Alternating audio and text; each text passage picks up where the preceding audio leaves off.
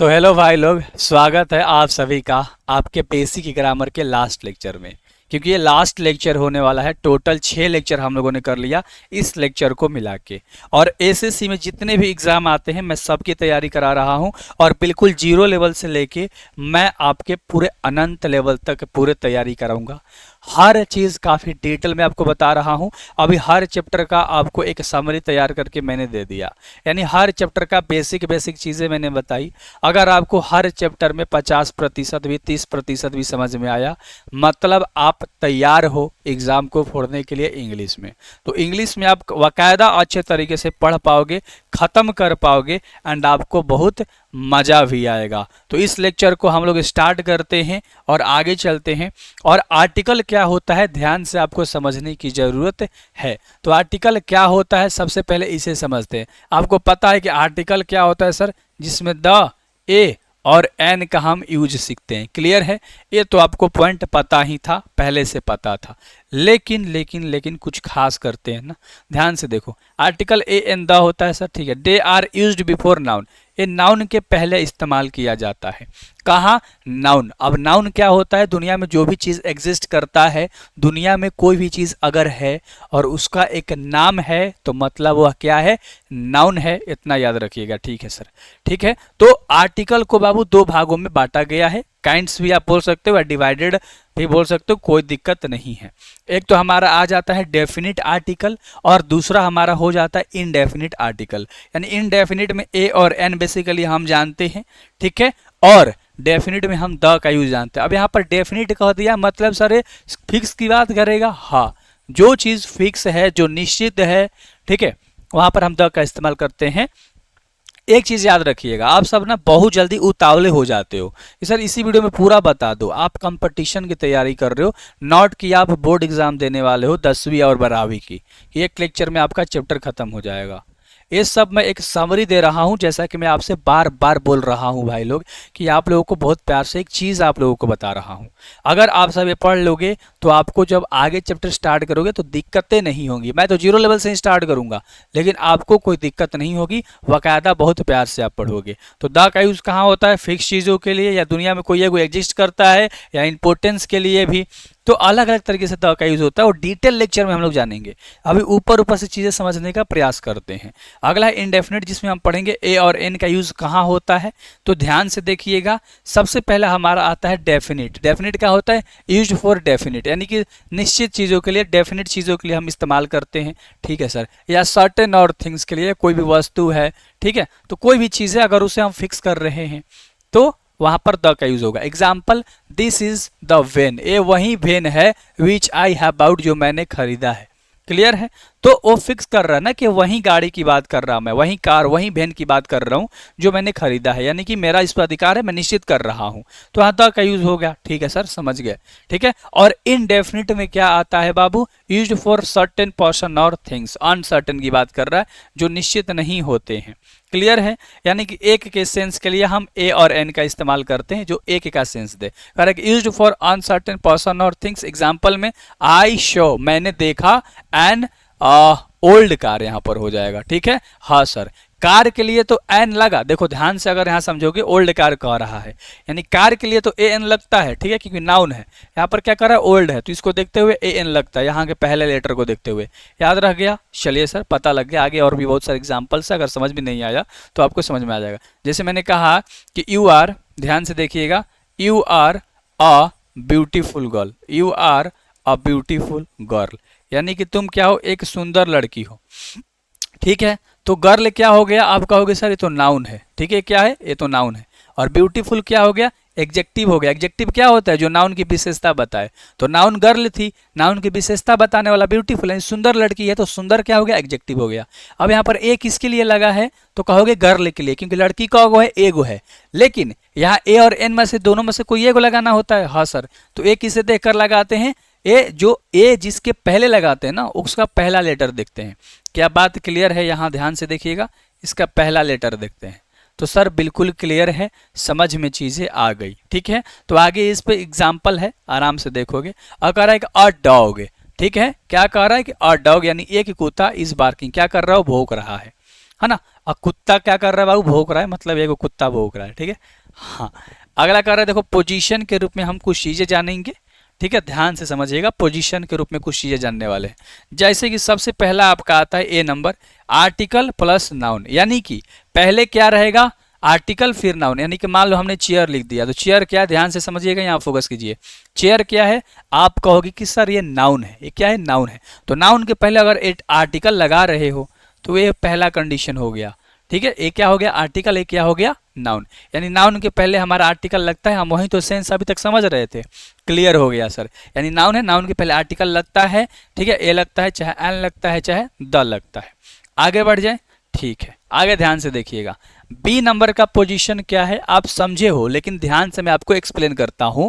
B number का जो आपका पोजीशन है बाबू, पहले आर्टिकल रहेगा, फिर एग्जेक्टिव और फिर नाउन। आप कहोगे सर अभी आपने लड़की वाला एग्जांपल दिया था, अ ब्यूटीफुल गर्ल के बारे में, जो कि गर्ल नाउन थी, ब्यूटीफुल एडजेक्टिव था, उसके पहले ए लगा था। हाँ, ध्यान से देखिएगा। अकार you are a good dancer, dancer क्या है सर, नाउन है। गुड यानी डांसर की अच्छाई बता रहा है, यानी कि नाउन है, नाउन की अच्छाई बता रहा, बुराई बता रहा, मतलब मॉडिफाई कर रहा, गुड, ठीक है। तो डांसर से पहले हमारा ए लगना चाहिए, लेकिन गुड के पहले है। लेकिन मैं यही पॉइंट याद रखना है, अगर नाउन है, नाउन के पहले एडजेक्टिव है, तो नाउन एडजेक्टिव से पहले आर्टिकल लगेगा। क्या बात क्लियर है सर, बिल्कुल क्लियर है। तो डांसर के पहले गुड लगा है, यानी डांसर के लिए हमारा ए आया है। हमारा कभी भी आर्टिकल आता है नाउन के लिए, ए पॉइंट याद रखिएगा। किसके लिए आता है, नाउन के लिए आता है, तो नाउन के लिए ए आया। लेकिन यहाँ ए और एन हम कैसे जानेंगे कि ए लगेगा कि एन लगेगा, नाउन को नहीं देखेंगे, उसके मॉडिफाई वाले वर्ड को देखेंगे, यानी कि एडजेक्टिव को देखेंगे। तो जी क्या है सर, कहोगे कॉन्सोनेंट है, तो उसके पहले ए लगेगा। बात क्लियर है ना। ए आया डांसर के लिए, लेकिन इस वाले पहले लेटर को देख के एन लगा देंगे, बात खत्म। उतना समझदार हो। कह रहा है कि रामू इज है यहाँ पर, ठीक है, Ramu is a intelligent student. तो स्टूडेंट के लिए क्या आया, ए आया है, यानी कि एगो स्टूडेंट की बात कर रहे हैं, कैसा इंटेलिजेंट है। अब आप कहोगे कि सर ये सेंटेंस गलत है, क्या कहोगे, गलत है। अगर आप समझे हो तो आप कहोगे गलत है, तो इसका करेक्ट क्या हो जाएगा, यहाँ पर एन हो जाएगा। यानी एक ही की बात कर रहे हैं, एक क्या स्टूडेंट है, लेकिन एन क्यों लगेगा, क्योंकि यहाँ इंटेलिजेंट जो है वो क्या है, भावेल है, क्योंकि ई से शुरू हो रहा है। और आ के जितने भी लेटर होते हैं बाबू, ये सब जिससे आप अक्षर कहते हो, ये सब तुम्हारे क्या होते हैं, ये सब भावेल होते हैं। आप हिंदी में जाने हो कि सर ए ई, इंग्लिश में sorry, A E I O U, ये सब भावेल होते हैं। लेकिन ये तो इंग्लिश में 5 को दिख रहा है आपको, लेकिन ये आ में से टोटल साउंड देता है, ये भी याद रख लेना। कौन कौन साउंड देता है आगे बताऊंगा, पहले पोजीशन समझ लो। तो ये आपने समझ लिया पोजीशन। अब कह रहा है कि नाउन से पहले एग्जेक्टिव है, यहाँ तक आप सीख चुके हो। अब एग्जेक्टिव के पहले भी अगर एडवर्ब आ जाता है, मतलब कि यहाँ पर डांसर नाउन है सर, नाउन के पहले गुड लगा दिया, एडजेक्टिव है। अब इसको भी और अच्छा कहना चाहते हैं, वेरी गुड डांसर, तो वेरी क्या है, एडवर्ब, एडजेक्टिव और नाउन। क्लियर है ना। तो अब डांसर के लिए आपका ए आया है, लेकिन ए कहाँ लगेगा, इस वाले पहले लेटर को देख के एन लगेगा। बात क्लियर है सर, बिल्कुल है, हम लोग समझ गए हैं। Ram is a very intelligent student, student के लिए ए आया है, लेकिन यहाँ भी देख के हम आई एन लगाएंगे, तो ए ही लगेगा, क्योंकि भी क्या है, कॉन्सोनेंट है। बात समझ में आ रही है। हाँ सर।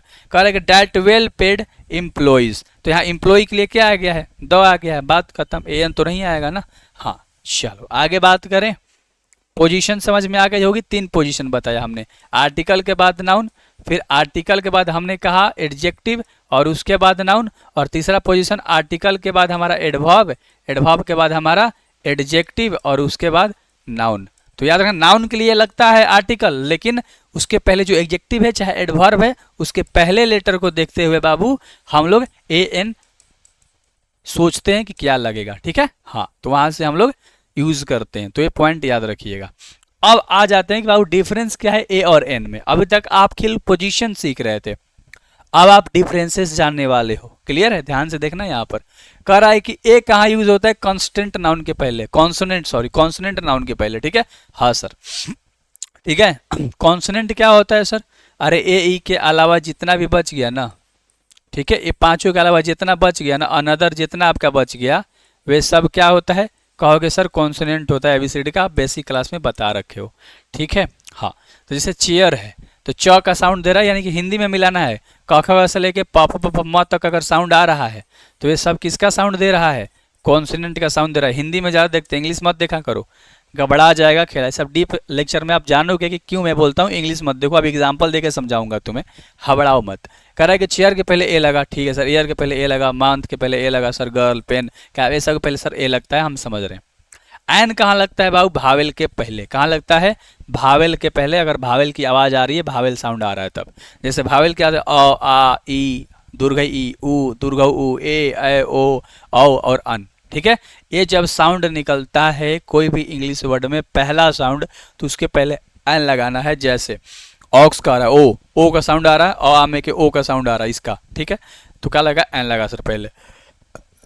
अम्ब्रेला में अ का साउंड निकल रहा है। यू मत देखो, इंग्लिश में मत देखो, ए ई आई ओ यू, ना ना ना ना, ये गलत मत करना, एक भी सवाल सही नहीं करोगे फिर तो, ठीक है। हिंदी में देखना है। हाँ सर, ओनियन, ओ का साउंड आ रहा है इसलिए पहले एन लगा है। अगर मैं कहूँ यूनिवर्सिटी, अगर मैं कहूँ यूनिवर्सिटी, राइटिंग पे मत जाओ ना, सीखो कॉन्सेप्ट, तो कहोगे सर यूनिवर्सिटी यू से शुरू हो रहा है। किससे शुरू हो रहा है सर? इस यू से शुरू हो रहा है, यूनिवर्सिटी। तो इसके पहले सर ए ना लग के क्या लगेगा? केवल ए लगेगा, एन नहीं लगेगा बाबू। एन क्यों लगेगा? क्योंकि ये कॉन्सोनेंट हो गया। जैसे मैंने कहा यूनियन, देखो अब मैंने कहा था ना यूनियन, यूनियन कैसे लिखा था? ऐसे लिखा था यूनियन। कैसे लिखा था?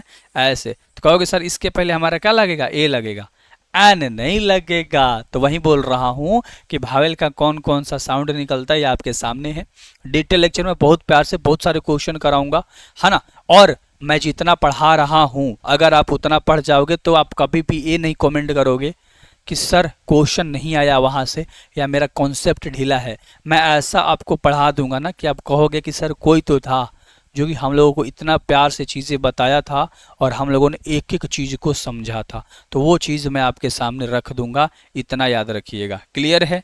क्लियर है सर।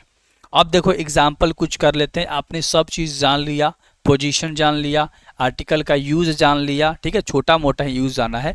डिटेल यूज़ हम लोग डिटेल वीडियोज़ में बहुत प्यार से करेंगे, तो कन्फ्यूज़न में नहीं रहना है। एग्जाम्पल ध्यान से देख लो। कह रहा पहला एग्जाम्पल है, दूसरा एग्जाम्पल है, तीसरा एग्जाम्पल है, चौथा एग्जाम्पल है, ठीक है। ठीक है सर, तो थोड़ा सा प्यार से देखने की ज़रूरत है बाबू लोग। कह रहे हैं I am very good boy, तो यहाँ पर एन लगाया गया है। कहोगे सर गलत है, आर्टिकल तो लगेगा, किसके लिए? बॉय के लिए है, आर्टिकल तो लगेगा, समझो।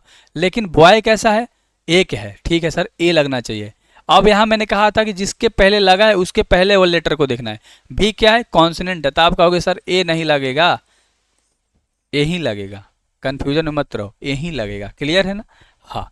अगला कह रहा है क्या है? इंटेलिजेंट है, इसको देख के नहीं लगाना, यहाँ वेरी इंटेलिजेंट है, एन यहाँ लगा है। एक किसके लिए आया है? बॉय के लिए। सही तो है, चलो ए तो लगा सर, लेकिन यहाँ भी क्या है? तो कहोगे सर इसका राइट आंसर ए हो जाएगा, बात खत्म। Sita is a girl, girl के लिए ए आया है, मतलब ये सही है। तो कह दोगे ये नो एरर। नो एरर का मतलब समझते हो?